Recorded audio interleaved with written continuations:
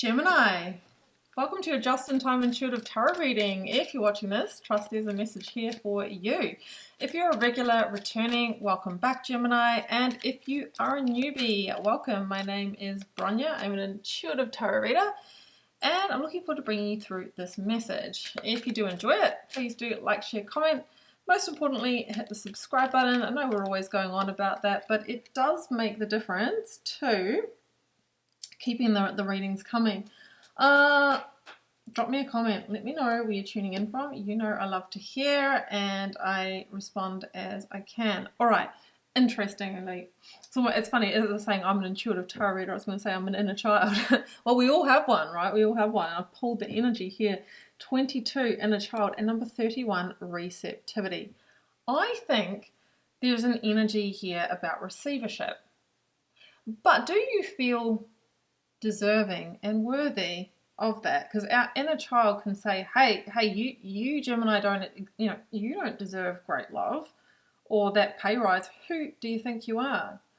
So I feel that there's an energy of reparenting your inner child that might not feel worthy, right? Because that belief was formed at 5 years old and you're no longer a 5-year-old, and you can receive, and we generally receive to the level of worth and self-love and belief that we really do hold.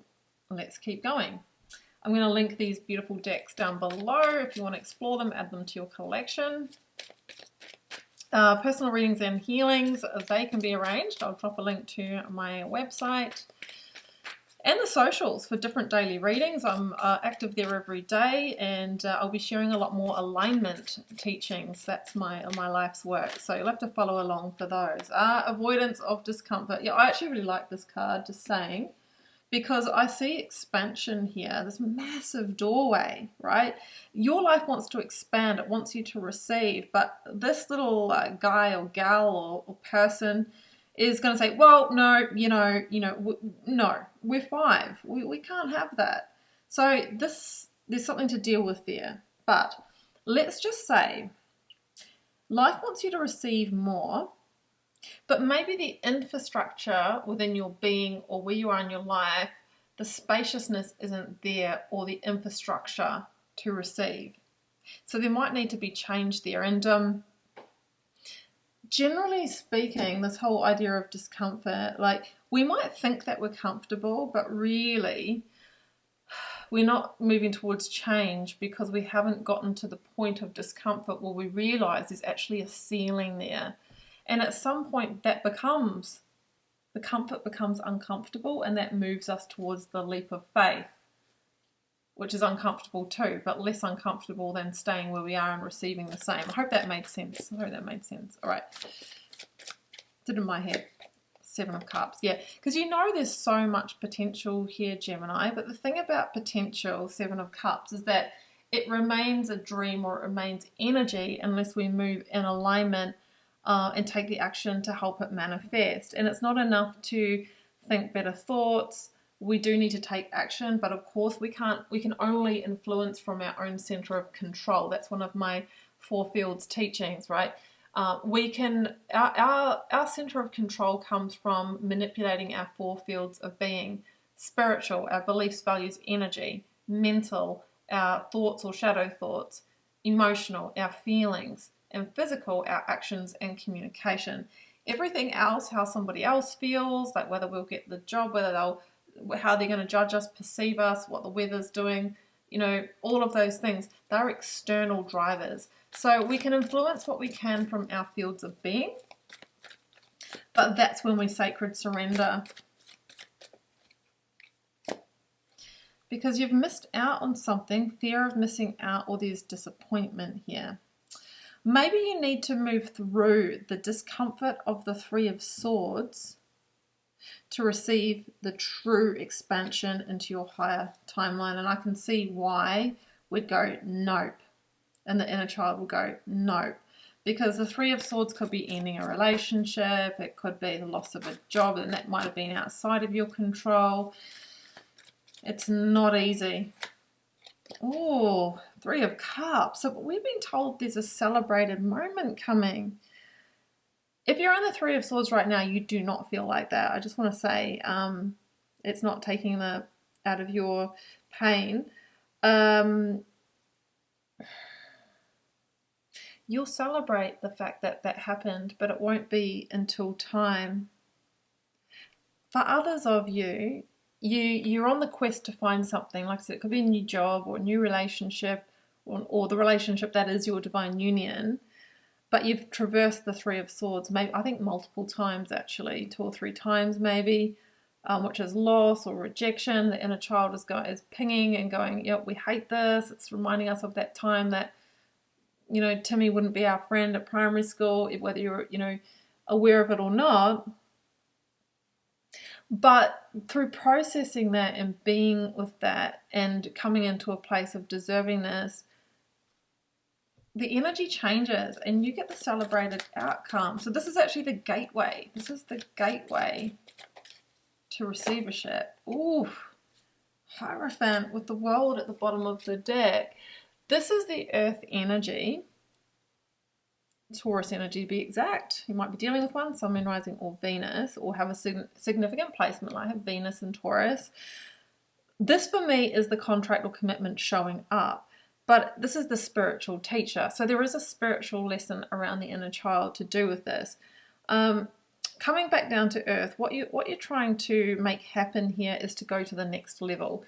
And this is a general reading and I'm reading energy. So this could be, I want marriage, family, children, commitment, loyalty, the whole shebang in a relationship. For others of you, it's I'm climbing the ladder in work career. I want to be the supervisor, the team leader, the CEO, the mentor, the boss, or to start my own business.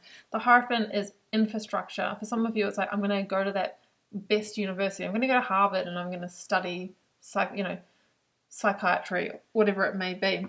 I'm elevating in some way. I'm elevating. In order to elevate, every level of our elevation of achieving an earthly goal, we will need to deal with deeper levels of our shadow. The kind of person that's holding the energy of the CEO or the millionaire or the person with the 30-year marriage has had to evolve, has had to grow, has had to deal with their inner child, right? And we often don't know what is there to be dealt with until we're at an important threshold. And we either go, nope, and we don't go there, and we stay in the comfort where we are, that eventually becomes the crippling discomfort and we want the change anyway, but we haven't built the infrastructure to get there. Or we go, all right, what do I need to know to break through that threshold? And we see our shadow. Or we need to take an action that feels really scary. But we do it, and because we do that, our neuroplasticity gains evidence, it builds new pathways, and we go, I can do scary things. I can do really hard things. And the next time we're faced with a hard thing, it's the next level of hard thing. But we've got a working memory of hard things going well for us. So we do that thing as well. And before we know it, we're making like the Hierophant. And that's the journey of growth. And that's the journey of evolution. So I think there's a hard thing that's coming up. But the avoidance of discomfort will only delay and keep us living from the inner child and bring disappointment. 5 of Cups. Yeah, exactly. The message of the 5 of Cups is that there is what we're looking for is there, but it's sitting in the blind spot, or there's a shadow or blind spot to be dealt with in order to draw it in. So the 7 of Pentacles is reevaluation of where time, effort, and energy is. It's a stop and pause to look at growth and what needs to change and what needs to shift. And in doing so, there's something to receive here. 5 of Swords. So how many 5s did you get? The Hierophant, 5 of Cups, and the 5 of Swords. 5, 5, 5. It's the number of expansion and change. But yeah, it's edgy. The 5 of Swords is the battle we fight within ourselves, you know, and it's uncomfortable. Okay, This is an interesting reading. It's kind of more on the psycho-spiritual. The Lovers is at the bottom of the deck. That's the number 6 energy. So that we have the opportunity to graduate from that. The High Priestess is into the unknown. She's crossing the threshold, and who meets her through there is the Empress, number 3 in the Major Arcana. We see the shadow and the light. So there's an illumination of blind spot here. No longer avoiding the discomfort, stepping into the discomfort in order to get to the other side. And on that other side, you receive something that you will celebrate. The High Priestess, follow the intuition, make the choice, the Lovers, because ultimately that's going to bring your life or the situation or life area into deep harmony and deep balance. Yes, it could be around relationship for some of you. It's something that really pushes your edges, pushes your envelope. But the inner child is going to go, we should avoid, we shouldn't go there, we should pull out, 5 of Swords, or we should just react. We should react, or 5 of Cups, we should just feel, you know, like the loss or the martyr of the situation. But life is asking you to flip the script through the 7 of Pentacles, evaluation, self-reflection, and ownership. I think that's the knowledge that you're receiving. And through shifting your energy, you will receive in real life the outcome that you will celebrate, because we are energy emitting beings, and energy is the frequency, it's the radio signal that we're putting out there. So what station are you tuning to? Because Spirit wants you to tune to a higher frequency, a higher station that's going to expand your life. But it's not going to be an easy process. So if you're facing a big scary thing, this is the invitation to cross the threshold. Otherwise, you might not know yet what's going to come up until you're in that moment. But remember this reading and go, you know what, I want to meet the Empress, therefore I am going to face the shadow and step over the threshold. I hope that made sense, Gemini. It did in my head.